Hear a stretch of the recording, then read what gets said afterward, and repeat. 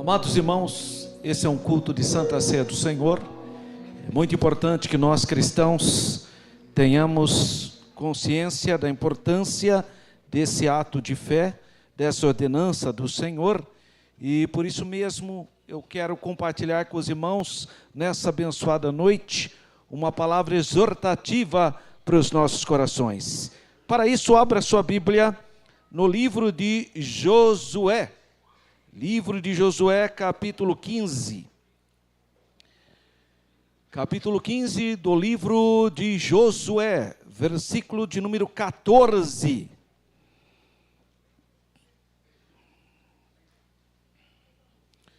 Diz assim a palavra do Senhor no livro de Josué, capítulo 15, versículo 14.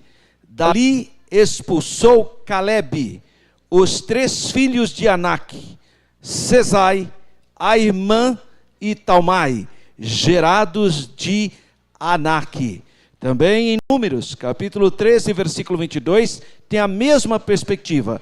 Não dizendo que eles foram expulsos, dizendo que ali habitava os filhos de Anak, Sesai, Aimã e Talmai. Esses eram os gigantes da antiguidade, pessoas que estavam ali em Canaã para resistir o povo de Deus. Esses indivíduos vinham de uma genética diferenciada dos demais homens. Eles eram robustos, de estatura muito avantajosa em relação ao povo de Deus. O povo de Israel era um povo relativamente baixo, 1,50 m no máximo. Mais comum, mediano, era 1,20 m. Eles eram pequenos. As pessoas da antiguidade eram pequenas, mas não o caso dos filhos de Anak, que ficou conhecido com a palavra hebraica Anahim. Anahim significa pescoço largo, pescoço comprido. Essa seria a ideia. Esses são, então, os progenitores daqueles gigantes que você vê na Bíblia. Davi enfrentando um, por exemplo, o Golias, e outros homens extremamente altos. Eles eram cananeus. Eles foram expulsos por Calebe e eles foram morar em Gaza, aonde está tendo todo aquele problema lá que você vê na reportagem, Gaza, a faixa de Gaza. Ali estavam 5 cidades, estados dos filisteus, e eles foram para lá, para Gaza, para Asdod, para Askelon, foram morar nesses locais. Quando eles foram expulsos, essas pessoas, eles enfrentaram os nossos irmãos que foram conquistar a Terra Santa. E quando os filhos de Israel depararam com eles, foram os espias. Quando os espias viram essas pessoas, eles tiveram uma percepção equivocada. Eles não conseguiram enxergar que aqueles obstáculos não eram para intimidá-los. E eu quero dizer já para você, que os obstáculos que aparecem na nossa vida não devem nos intimidar, mas devem ser um desafio de uma experiência com o Deus Todo-Poderoso, que vai tirar da sua frente qualquer obstáculo que venha te intimidar. E os espias tiveram uma visão equivocada. Ao verem os anaquins, eles foram amedrontar o povo. Eles disseram para o povo: olha, a terra é boa. Os 7 frutos que está em Deuteronômio, capítulo 8, aqueles 7 frutos da terra santa, era verdadeiro. Havia ali cevada, trigo, uva, azeitona, tâmara, romã e figo. Tudo tinha, como Deus tinha dito. A terra que mana leite e mel. Havia tudo isso, só que eles mostraram o lado negativo. Mas lá tem os anaquins, os gigantes. São pessoas muito altas. Nós, perto deles, olha o que é uma visão equivocada. Nós somos como gafanhotos. Uma visão exagerada, hiperbólica, né? Porque como assim? Que eles são como gafanhotos na presença do Senhor? Mas essa é a visão que os espias tiveram. Eles foram e falaram. Esse é o relatório que eles deram, e isso desanimou, desmotivou, trouxe temor para o povo de Deus, ao ver os desafios que eles tinham que enfrentar. De fato, os anaquins eram um povo forte fisicamente. um povo bem organizado, poderoso. Há um provérbio em Israel, em Deuteronômio 9:2, que diz assim: quem poderá resistir aos filhos de Anak? Olha, provérbio em Israel. Veja a percepção desse pessoal. Então esses eram os gigantes da antiguidade. Como que o povo de Deus enfrentou esses gigantes? Como que o povo de Deus venceu esses gigantes? Primeiro lugar, pelo poder de Deus. A igreja buscar o poder de Deus. Você jamais terá vitória na sua vida. Em todos os aspectos da sua vida, você só terá vitória se você receber poder de Deus. Não é a força da carne, não será a sua capacidade intelectual, não será a sua força, as suas estratégias humanas que vão quebrar, que vão expulsar todo tipo de obstáculo, mas o poder de Deus. É o poder de Deus que libertou Israel dos cananeus agigantados. Segundo, a maldade dessas pessoas. A própria maldade delas, a Bíblia diz claramente que tinha uma medida, e eles tinham ultrapassado tudo isso. E terceiro, havia uma promessa de Deus, que Israel teria a Terra Santa. Então são três coisas, elementos, que levam o povo de Israel a expulsar e derrotar esses gigantes. Interessante aqui, porque hoje também nós temos gigantes. Hoje também nós estamos caminhando para Canaã. A igreja é uma peregrina na terra. A mesma situação que o povo de Israel enfrentou no passado, ao deparar com os anaquins, com os filhos de Anak, Sesai, Aimã e Talmai. Nós hoje, aqui, nesse mês de junho, nesse sábado, todos nós temos gigantes para enfrentar. O Sesai, esse primeiro nome, são três: Sesai, Aimã e Talmai. Mas eu quero imaginar esse Sesai, esse gigante, que Caleb expulsou. Eu quero imaginar ele como sendo o diabo, como o nosso principal adversário, o tentador, aquele que tentou o Senhor Jesus no monte da tentação. Jesus enfrentou o diabo e derrotou o diabo como homem. Jesus não usou seus atributos divinos para derrotar Satanás. Satanás provocou: transforma essas pedras em pães. Ele estava querendo que Jesus usasse os seus atributos divinos, porque Jesus podia fazer isso. Ele é Deus, é o verbo que se fez carne. Ele poderia transformar as pedras em pão, mas ele não faz isso. Ele não se apega aos seus atributos divinos, ele se apega à palavra. Não se apegue nas suas forças, se apegue na palavra, na Bíblia. Por isso você tem que ler a palavra tem que estar do lado da sua boca, no seu coração. Você quer vencer Satanás? Coloca a Bíblia no teu coração. Você quer vencer o inimigo da sua alma? Tenha a palavra junto de ti. É assim que se vence. Jesus nos dá esse exemplo, sendo tentado nas três áreas principais que todos nós seres humanos somos tentados: concupiscência da carne, soberba da vida, concupiscência dos olhos. Todo ser humano é tentado nessa perspectiva. Mas Jesus nos dá a resposta: está escrito. Louvado seja o nome do Senhor. Três respostas, as três no livro de Deuteronômio, Antigo Testamento. Jesus cita a Bíblia para responder a Satanás. Jesus diz na parábola de Lucas, capítulo 8, que Satanás tenta tirar a palavra do coração. A pessoa ouve a palavra, a semente brota, mas vem o inimigo semear o joio. Então Satanás é o nosso inimigo, ele tenta tirar a palavra do seu coração.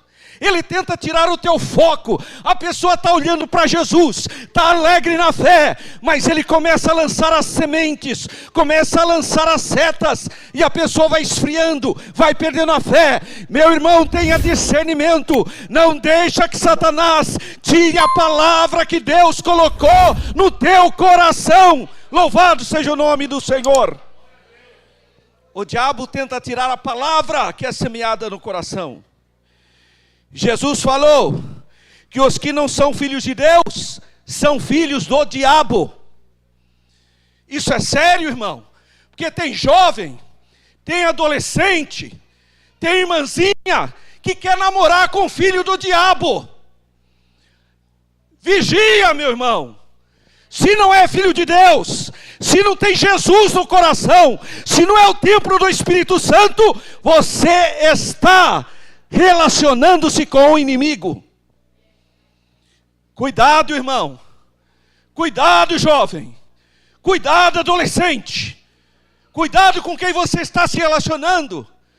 Porque Satanás usa as pessoas através de relacionamento emocional, através de influência na escola, no colégio, na faculdade, no emprego. Vigia, irmão, cuidado. Nós não somos contra pessoas, mas nós temos que ter discernimento que ou a pessoa é filha de Deus, lavado no sangue de Jesus, ou é filho do diabo. Jesus declarou isso para gente acima da média, gente que conhecia a Bíblia, fariseu, gente honesta. Jesus disse: vós sois filhos do diabo. Declaração do Senhor Jesus. Tenha discernimento. Com quem que você está relacionando, irmão? Com quem que você está tendo? Eu sei que Deus está falando com alguém aqui. Eu sei que essa palavra é direcionada, porque Deus te ama e quer transformar a sua vida em bênção. Não ser manipulado pelas estruturas e ideias malignas e satânicas. O diabo é o Deus desse século. Pejorativamente, Paulo zomba dele em 2 Coríntios 4:4. Paulo diz: o Deus desse século cegou o entendimento dos incrédulos, para que eles não vejam a glória de Deus. O Deus desse século, na verdade não é Deus coisa nenhuma. É o adversário que tenta solapar as bênçãos de Deus. Mas eu quero que você pense em Efésios 4:27. Sabe o que Paulo me exorta? Paulo diz assim: não deis lugar ao diabo. Irmão, cuidado. Tem gente que acha que é forte, acha que é poderoso para brincar com o pecado. Através das mídias, o grande problema da humanidade hoje é a pornografia. Porneia é uma palavra grega que significa impureza sexual. Isso tem sido uma tragédia nos casamentos, nos relacionamentos emocionais, porque aquelas pessoas que fazem cenas imorais, muitas já morreram, já estão sepultadas por causa de droga, por causa de psicotrópicos, e tem gente vendo essa imundície, gente que já foi cegada pelas garras de Satanás, que fazem aquelas coisas para te perverter, para te criar uma narrativa completamente real. Tudo que você vê em um filme é uma projeção, seja filme bom ou filme ruim, tudo é uma projeção, não é realidade. Não existe realidade na perspectiva da impureza sexual. Aquilo é um engodo. Quanto mais as pessoas acessam a impureza sexual, mais para o abismo ela caminha. Mais contaminado. A pornografia estupra o cérebro humano, porque torna dependência. Você vira escravo de um sistema, mas graças a Deus, que o sangue de Jesus purifica a nossa mente, e nos dá a oportunidade de vivermos em santidade. Louvado seja o nome do Senhor. Não deis lugar ao diabo. Tudo que é imundo, tudo que não glorifica a Deus, fuja. Não dê lugar. Não permita que isso entre no seu coração.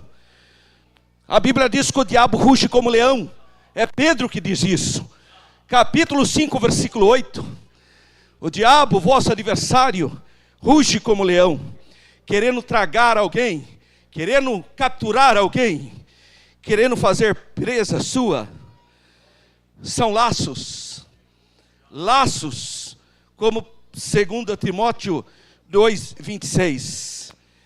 E o pior de tudo, pelo fato de pessoas não nascerem de novo, às vezes estarem em nosso meio, Satanás usa os falsos irmãos para tirar a nossa paz, para tentar nos induzir ao pecado, para usar palavras que trazem tristeza para o coração das pessoas, porque não é de Deus uma pessoa que amaldiçoa a sua vida, uma pessoa que tenta desconstruir a sua humanidade, não pertence a Deus. Esses irmãozinhos e irmãzinhas que ficam atrás da internet, descendo o sarrafo em todo mundo, estão a serviços do diabo, porque o diabo veio para matar, o diabo veio para destruir, Jesus veio para que tenhais vida, e a tenham em abundância. Louvado seja o nome do Senhor. Deus quer de mim que eu seja um canal de bênção, para abençoar o meu marido, para abençoar a minha esposa, para abençoar os meus filhos, para abençoar os meus pais, para abençoar os irmãos. Deus quer usar você como um instrumento de bênção, de edificação, influencia as pessoas positivamente. Mas Satanás, às vezes usa um familiar descrente, para tirar a sua paz, usa alguém do seu serviço, mas nunca esqueça que as pessoas não são seus inimigos. Cuidado, não erre o alvo. As pessoas não são nossos inimigos. O diabo que é o nosso adversário. Não erre o alvo. Não vai querer falar mal da pessoa porque ela falou mal de você, não. Você está errando o alvo. Busque a Deus graça, sabedoria, para você ter uma palavra de bênção e não de maldição. Tiago nos exorta, no capítulo 4, versículo 7, resisti ao diabo. Ele pede para nós resistirmos, porque ele foge. Satanás, no fundo, é um personagem covarde. Ele fica provocando, mas se você tiver posição, se você clamar, olha irmão, eu sempre falo isso, eu vou repetir. O diabo não está nem aí com a sua roupa. Que ilusão.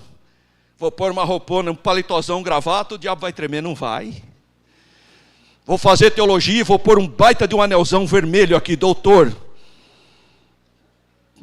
Sou doutor, teólogo. O diabo não dá mínima para isso. Eu tenho poder econômico. Mas tem uma coisa que o diabo estremece. É pessoas como você que tem o temor de Deus, que ora, que clama, que busca a face de Deus. Esse sim tem autoridade contra as potestades espirituais da maldade. Então busca Deus, ore, lê a palavra, santifica a sua vida, que você vai ser uma bênção na sua casa, onde quer que você vá.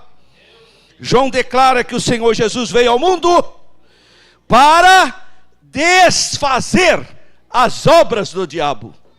Está em 1 João, capítulo 3, versículo 8. O Filho de Deus veio ao mundo para destruir, desfazer, desconstruir as obras do diabo. Mas nós temos uma palavra profética gloriosa para nós. Esse Cesai, esse gigante, chamado diabo, aqui em Romanos 16:20 diz que em breve, o Senhor esmagará Satanás debaixo dos seus pés. Glória a Deus. É isso que a palavra diz. Sabe por quê? Porque esse é um gigante, mas maior é o que está conosco. Glória a Deus. não precisa ter medo desse gigante. Não é para ficar apavorado, é para fazer um enfrentamento. O enfrentamento buscando o poder de Deus, a leitura da palavra e comunhão com o Senhor. Essa é a questão. Eu tenho que ter essa percepção na minha vida de fé. O segundo gigante chama Aimã. O primeiro é o Cesai, que eu disse, que eu comparei como Satanás, um dos gigantes que nós enfrentamos hoje. O segundo gigante é o Aimã, que eu vou chamar de mundo, o sistema do mundo, esse sistema perverso do mundo, as ideologias do mundo, que tentam te desvirtuar da fé verdadeira, através de ideologias antropológicas, filosóficas, políticas e religiosas. É o mundo, o sistema mundano. O mundo está dizendo que você tem que amar a terra agora, a Geia. Da onde vem a palavra Geia? Geografia, a escrita da terra.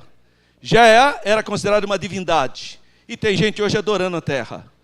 Só pensa na terra, agora faz parte do Greenpeace. Defesa da terra. Tem gente que está cuidando melhor do seu cachorro do que dos seus pais. Tem gente que está cuidando mais do seu cachorro do que dos seus próprios filhos.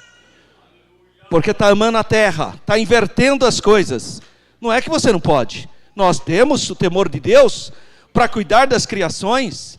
Mas se você investe R$1.000 por mês no seu cachorro, no mínimo você deve investir R$1.000 na obra missionária. No mínimo. Porque é muito desconcertante você investir R$1.000 para um cachorro e não investir 1 centavo para a obra missionária. É assustador, é perturbador quem age assim. Porque está amando mais a terra. Tem gente que não quer nem ir para o céu mais, irmão. Não, está a terra. Agora estou com um bom salário, tenho um bom apartamento, tenho um bom carro. Eu quero, aí vem a voz. Louco, hoje pedirão a sua alma. E o que você tem para apresentar para o Senhor? Você acha mesmo que essas coisas materiais vão te dar alguma coisa? Ninguém lembra. É isso que Eclesiastes disse, porque ele está fazendo um raciocínio debaixo do sol. O que a gente vê debaixo do sol? A pessoa morre, amanhã ninguém mais lembra. Pode ser uma pessoa famosa, mas passou o tempo, esquece a memória. É isso que você vê debaixo do sol. Então, eu preciso ter discernimento para não entrar no sistema. Como que uma pessoa deixa de vir na Santa Ceia do Senhor porque tem um jogo famoso hoje à tarde? Acho que Deus está falando com alguém aqui. Porque tem um grande jogo hoje. Tinha um grande jogo de futebol hoje, então não dá para eu ir na ceia. Porque está amando o mundo. Porque está fazendo amizade com o mundo. Porque não entendeu nada da palavra de Deus. Que primeiro são as coisas espirituais. Buscai primeiro o reino de Deus. Prioridade para as coisas espirituais. Agora a pessoa só pensa em coisas da terra.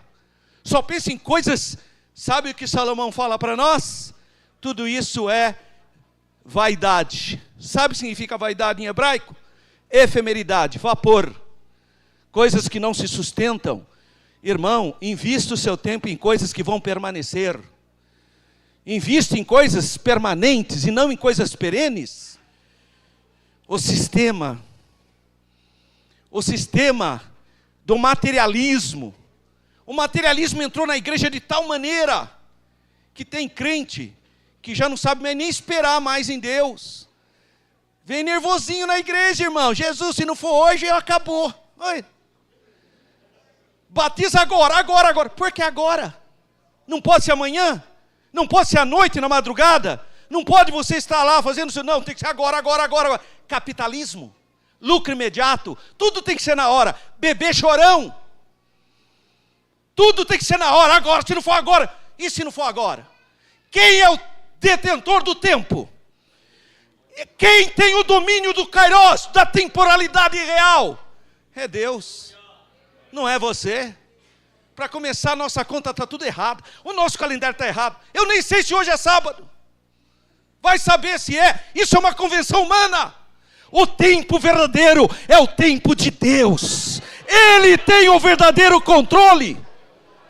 E nós ficamos iludidos, achando que tem domínio de tudo. Você não tem domínio de nada. Não há domínio, não temos. Nós dependemos da misericórdia de Deus. Mas o mundo quer te dar esse conforto mental para você. Que você tem o domínio. Não, eu tenho a caderneta de poupança. Eu estou segurado. Eu tenho seguro, graças a Deus. Você pensa que você está seguro. Nós dependemos da misericórdia de Deus. Não aceite essa estrutura do mundo. Evangelho que prega mais coisas materiais. As pessoas vão na igreja, não vão fazer uma campanha para ser um marido melhor. Você já viu alguma igreja? Irmãos, campanha de 7 sexta-feira para você ser um marido melhor. Não vem ninguém. Nós vamos fazer uma campanha para você ser uma mãe melhor. Não vem, irmão. Mas fala aí, campanha para você ganhar um terreno. Meu Deus. Recebe a chave. Recebe no... Irmão, isso é mundo. O mundo quer que você fique na terra, que você ame a terra. Mas olha o que Paulo fala em Filipenses 3. Mas a nossa cidade está nos céus, donde também esperamos o Salvador, que transformará o nosso corpo em um corpo glorioso semelhante ao seu. Cuidado com o mundo, porque a gente vai acostumando de ficar no mundo e vai perdendo a perspectiva que nós estamos em uma peregrinação na terra. A Bíblia diz claramente aqui, ó, a amizade com o mundo é inimizade contra Deus. A Bíblia diz claramente em João capítulo 2, versículo 15, não ameis o mundo, não ameis o sistema. Esse é um gigante terrível. Tem um monte de jovens nossos que é seduzido por esse modelo do mundo. Ah, vou fumar também porque meu amigo fuma. Ah, vou beber também porque meu amigo bebe. Mundo, sistema do mundo enganando a pessoa. Ah, lá na escola, se eu não fizer eu não sou legal. Irmão, você é um ET. Você é extraterrestre, você não vai ficar na terra. Você não é da terra, irmão. Você vai ser transformado. Você vai morar no céu. E eu tenho que ter identidade. Quem que você é? Ou você é de Jesus, ou você não é coisa nenhuma. E se é de Jesus, não seja amigo do mundo. Não aceita essa falsa amizade que tenta levar você para o caminho errado. Diga não, em nome de Jesus. Deus vai honrar sua fé. Louvado seja o nome do Senhor. O mundo está no maligno. 1 João capítulo 2, versículo 15 a 16. E sabemos que o mundo todo está no maligno. O mundo todo está no maligno. O sistema. Mas é um gigante que eu tenho que enfrentar. Eu tenho que enfrentar, irmão. Jesus falou, vós sois a luz do mundo. Vós sois a sal da terra. Então eu não posso, em hipótese alguma, me conformar. Romanos capítulo 2, versículo 2. Não vos conformeis com esse mundo. Sabe o que o assunto está dizendo aqui? Não tome forma. Não se amolde ao modelo do mundo. Não faça isso. Não faça isso. Tenha identidade em Cristo. Tem que ser claro isso para você. Você é um gigante. Mas você vai vencê-lo pelo poder do nome de Jesus. Mas tem que ser claro isso para você. Não. Eu vou enfrentar o mundo. Eu não vou ceder ao sistema. Aos apetites. Ao que o mundo tenta apresentar para mim. Que parece ser uma coisa muito legal. Cuidado. O mundo todo jaz no maligno. Então eu não posso tomar forma. Você acredita que teve irmão? Na época lá que tinha um monte de gente acampado na frente do exército, que não vinha aqui no ciclo de oração, mas ia lá no exército acampar. Isso não é cidadania não, isso é fanatismo ideológico. Você pode ser um bom cidadão e vir no culto de oração e ir lá também fazer o seu protesto, mas primeiro estou na oração, irmão. Agora o camarada não aparece na oração de terça-feira, não aparece no culto de quinta-feira, porque está acampado na frente do exército. Mundo, sistema do mundo foi corrompido. Não pode, irmão. Sabe que eu sou político, eu amo a política, mas eu amo mais Jesus do que a política. Eu gosto de política, eu sou secretário dessa cidade, sou secretário de gestão e controle da Prefeitura Municipal de Campinas, mas eu amo mais essa igreja. porque essa igreja que vai ser arrebatada, essa igreja que foi comprada pelo sangue de Jesus, não será o mundo jaz no maligno. Então aprenda a separar as coisas, viva aqui com a sua perspectiva celestial, viva na terra com a perspectiva celestial. O último gigante é o Talmai. Esse é o pior de todos. Ô, irmão, pior do que o diabo? Sim. Pior que o mundo? Sim. Quem que é o Talmai? Você mesmo, sua carne. Esse é o pior de todos os gigantes que nós vamos ter que enfrentar. O meu maior inimigo sou eu mesmo. É a sua carne que briga com a sua alma, o seu espírito. É uma guerra. O nosso maior inimigo, irmão, não são as coisas externas. Sou eu mesmo. É você mesmo, irmãozinho. Viu, irmãzinha? É você mesmo, é a senhora. É o gigante chamado carne. Na maioria das vezes, esse gigante prevalece. É bonzinho tudo, mas pisa no calinho dela para você ver. Epa! É a Vera Verão, né? É bonzinho que só vendo, mas dá um toquinho, parece uma ranzinha, pula na hora. Normalmente a carne prevalece. E nós temos que enfrentar esse gigante. Nós temos que enfrentar os nossos medos. Mas eu tenho uma boa notícia para você nessa noite. Jesus enviou o Espírito Santo da verdade, confortador, consolador, o Espírito Santo de Deus. Ele vai nos ajudar com essa carne. Paulo fala, crucificai-o. Você tem que estar crucificado. Um dia, vereador de Valinhos, estava na Câmara Municipal de Campinas, e eu me empolguei, porque teve um vereador que falou um monte de bobagem lá, e eu subi naquela tribuna e desci o sarrafo no vereador. Foi até bonito, todo mundo foi lá dar parabéns por mim. Até que o irmão chegou para mim e falou, pastor, volta para a cruz. Eu podia ter ficado só no campo das ideias, mas é que ali é um ambiente complicado, você acaba às vezes... O nosso maior inimigo somos nós mesmos. A gente fala coisas que não devem ser ditas. A gente faz coisas que não devem ser feitas. A carne cobiça contra o espírito, é isso que diz Gálatas capítulo 5, versículo 17. A carne cobiça, ela todo tempo fica tentando a gente. Paulo, no capítulo 5, versículo 24 de Gálatas, ele fala, crucificai a carne. Vai para a cruz, irmão. Glória a Deus, nós estamos aqui na nossa igreja com um grupo que o Dr. Marcos, do Pai, está trabalhando com um grupo muito bonito e eu estou muito feliz com esse trabalho. Acho que são mais ou menos umas 7 pessoas, discipulado. O Alisson está aí? Cadê o Alisson? Levanta a mão aí, Alisson. Ali está o Alisson, fazendo discipulado. Ana Barreto, está ali, ó, fazendo discipulado. Davi Henrique. Cadê o Davi Henrique? Está aí? Cadê o Davi, irmão? Ô, glória, olha lá o Davi lá, ó. Juliane. Cadê a Juliane? Ah, ela está na Bahia, verdade. Mas eu acho que ela está assistindo, viu, irmãos? Ela está na Bahia, mas está assistindo o nosso culto com a irmã Janara e o seu esposo Alvimar. Mariana, cadê a Mariana? Levanta a mão, irmã Mariana.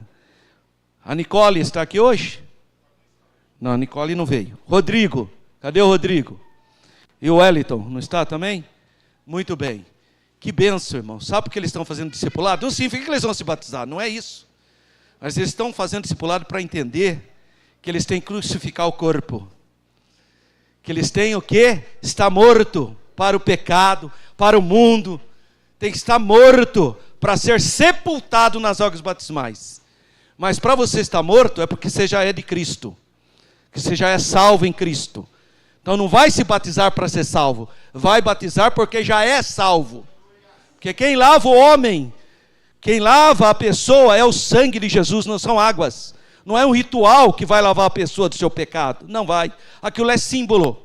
Símbolo que a pessoa se dedica totalmente a Cristo agora. Morreu para o mundo, está crucificado com Ele, vai ser sepultado nas águas batismais. mas é símbolo, não é real. A realidade é o sangue de Jesus que nos limpa. Senão, Jesus nem precisava ter morrido na cruz, João Batista teria resolvido o problema da humanidade, e não resolveu. Jesus morreu na cruz para perdoar, lavar os nossos pecados.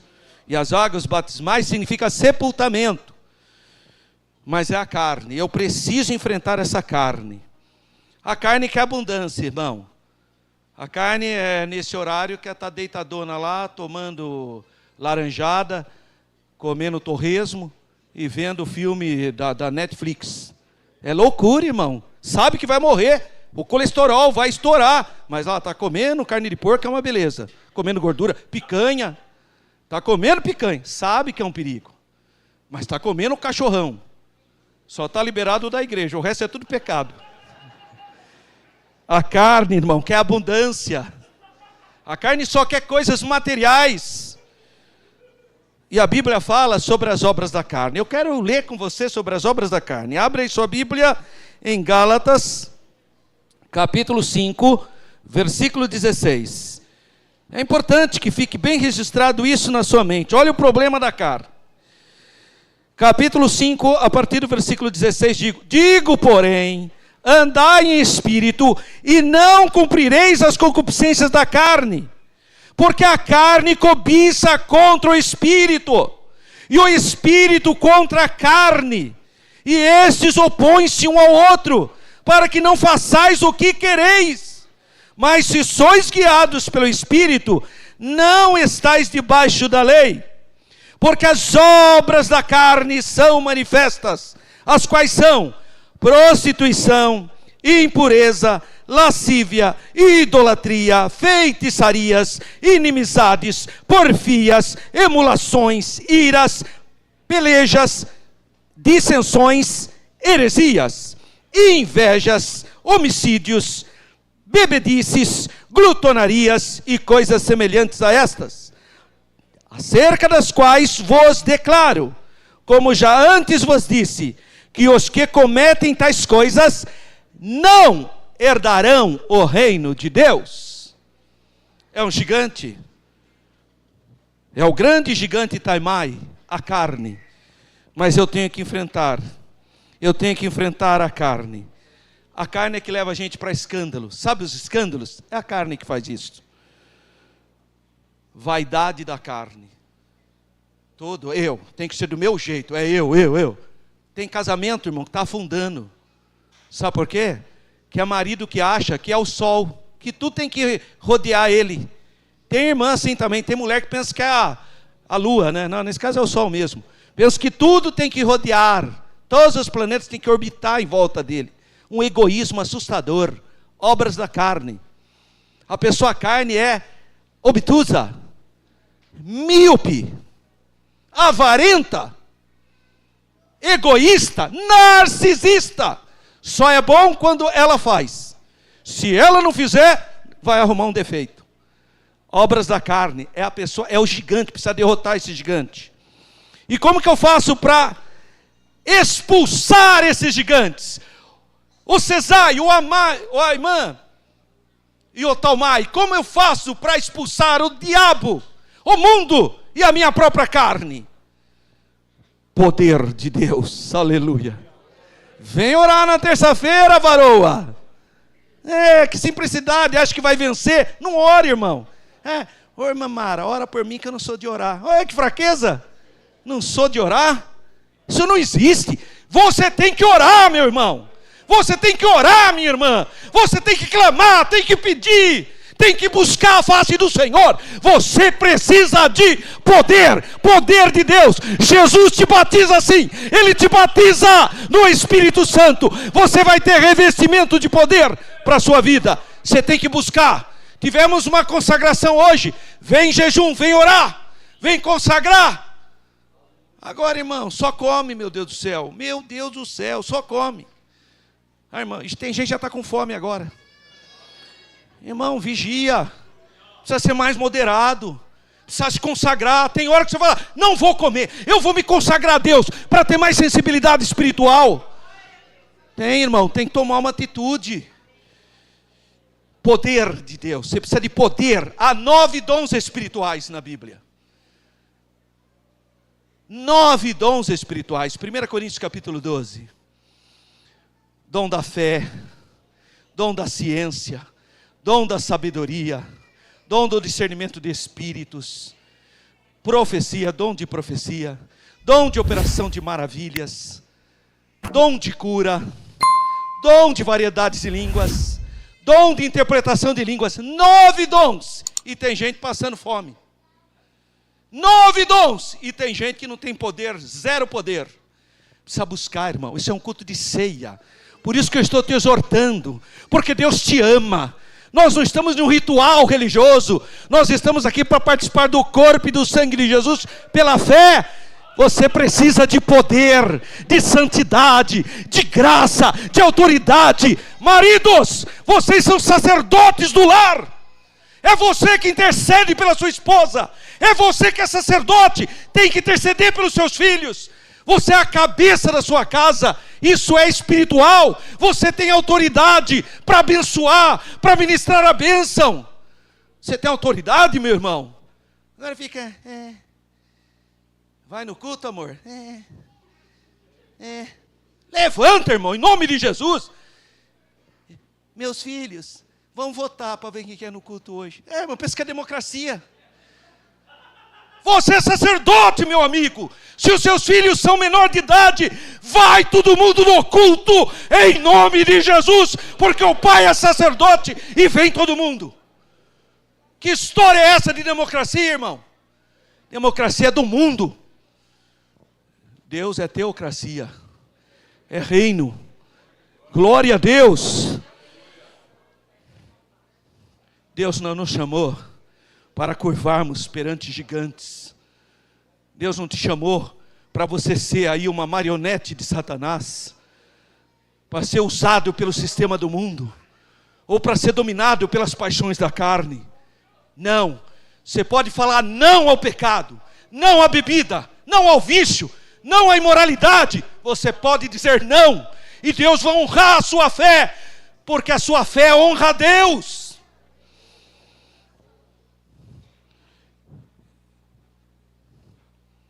Salmo 37. Eu encerro aqui para nós celebrarmos a Santa Ceia. Abre sua Bíblia no Salmo 37.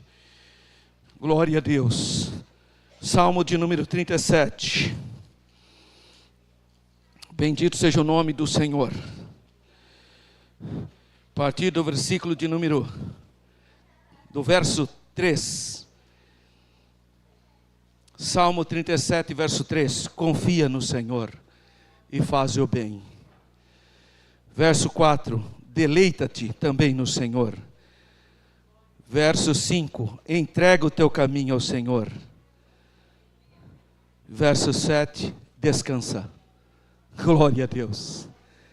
Confia, deleita-te, entrega e descansa. Essa é a vontade de Deus para a sua vida. Não há gigante que ficará em pé diante de você. Não é porque você é o mais importante, é o melhor, o mais capacitado, mas não. É porque você entendeu o que significa a graça de Deus. Você está com os olhos fitos para o Calvário. Que essa palavra possa despertar em você um desejo de ler mais a Bíblia, de orar mais, de estar mais presente no culto, de servir a Deus com alegria. Amém, irmãos?